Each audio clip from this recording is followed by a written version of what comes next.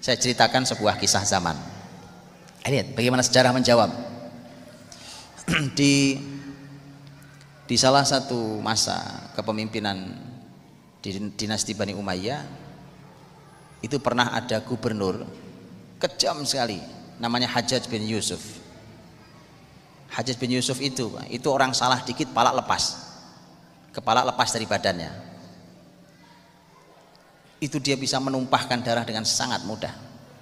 Tapi jangan salah, orang sekejam itu banyak ulama yang ketika ditanya bagaimana menurut anda tentang Hajjaj bin Yusuf, bahkan sampai Imam Ahmad bin Hambal sekalipun ditanya tentang Hajjaj bin Yusuf, kata beliau, saya tidak mau bicara. Loh, kenapa? Orang jelas dolim kok nggak mau ngomong. Kenapa? Karena Hajjaj bin Yusuf itu masih ada baiknya, Pak. Hajjaj bin Yusuf itu hafal Quran 30 juz, guru Quran di Taif, luar biasa. Anak-anak Taif itu hafal Quran di tangan dia. Subhanallah. Dia meninggal dalam keadaan tidak punya harta, tidak korupsi dia, Pak, sama sekali tidak korupsi. Orang amanah syur. Sangat memuliakan ahli Quran. Siapapun yang ahli Quran sangat dimuliakan oleh dia. Ya, artinya ini orang cukup kontroversi hidupnya. Ada tahu waktu beliau mau meninggal, waktu Hajjaj bin Yusuf mau mati itu, Hajjaj bin Yusuf waktu mau meninggal, dia berkata, lihat kalimat Hajjaj bin Yusuf, sampai meninggal tuh pedenya luar biasa.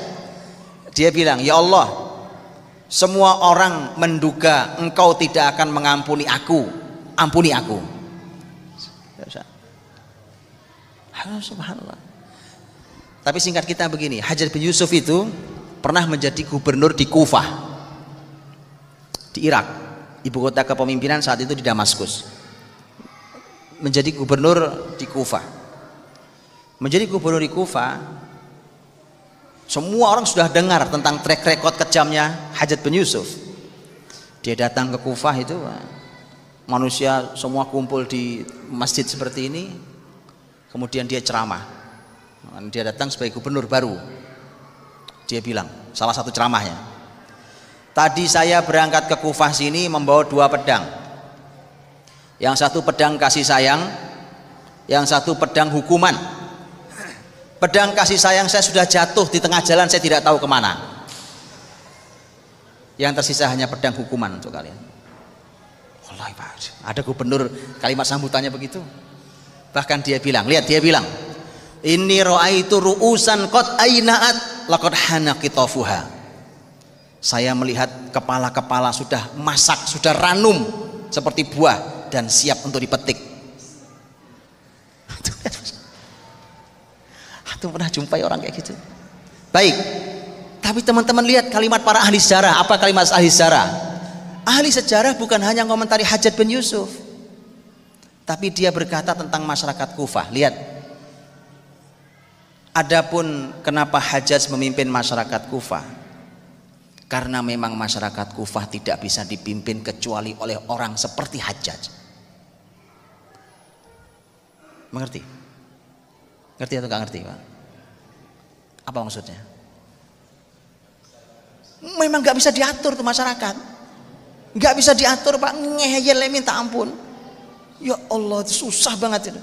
Sampai Kufah itu terkenal ilmu hadis itu, kalau masuk ke Kufah hadis, makanya para ahli ilmu hadis itu hati-hati kalau hadis keluar dari Kufah. Hadis masuk ke Kufah nih, perawinya orang Kufah, masuk sejengkal, ini istilah di ilmu hadis, masuk sejengkal, keluar dari Kufah bisa sehasta, Pak. Ngerti maksudnya? Apa maksudnya? Ditambah-tambahin, Pak, jadi hadis palsu. Jadi memang masyarakatnya begitu. Sampai Umar bin Khattab, orang hebat itu, sampai ngadu ke Allah tentang Kufah. Ya Allah, Kufah ini bagaimana ya Allah? Kufah. Di Suriah itu ada sebuah kota, orang sekarang nyebutnya Homs, tahu ya, dengar-dengarnya Hims, aslinya Hims. Hims itu masyarakatnya juga sama, Pak, ngeyelnya. Itu sampai disebut kota itu menjadi Kuwaifah. Tahu Kuwaifah artinya? Kufah kecil. Sampai terkenal tuh Kufah itu. Begitu, Pak. Ngerti nggak cerita saya tentang ini dan hubungannya dengan Indonesia? Kenapa Allah kasih pemimpin gak jelas umpamanya? Anda ngerti maksudnya? Hah? Silahkan dipikir sendiri. Itu saja. Silahkan dipelajari. Kalau motivasi bagaimana belajar secara apa, Masya Allah. Orang beriman, Masya Allah, Pak. Ya, orang beriman tuh nggak perlu banyak motivator. Saya bilang orang punya iman di dalam dirinya, dia sadar bahwa belajar ilmu itu perintah. Bahkan kata pertama yang diperdengarkan Allah di telinga nabinya adalah Iqra, maka dia nggak berhenti baca. Simple, sederhana. Kan perintah Iqra bismi rabbikal ladzi khalaq. Kan begitu kan? Baca, maka orang beriman pasti nggak pernah berhenti baca. Sebagaimana kita diperintah sholat, kita nggak akan berhenti sholat sampai kita mati. Kan begitu sama. Nah, ini anehnya perintah Iqra, ternyata itu perintah dari Allah, tapi kita jarang baca. Ya kan? Nah, jadi kalau orang beriman cukup dengan kata Iqra, oh ini cukup, sudah cukup. Itu motivasi terkuat orang beriman kok. Nah, nanti kalau antum sudah belajar sejarah, seperti tadi ini antum dengarkan saya bertutur umpamanya, antum akan mulai menikmati sejarah itu nikmat sekali ternyata. Antum punya banyak hal yang orang lain nggak punya. Masa nggak pengen antum begituan? Orang lain bingung, antum tahu solusinya, Masya Allah. Orang lain nggak ngerti cara nganalisa, antum tahu cara nganalisa sampai ngasih solusinya.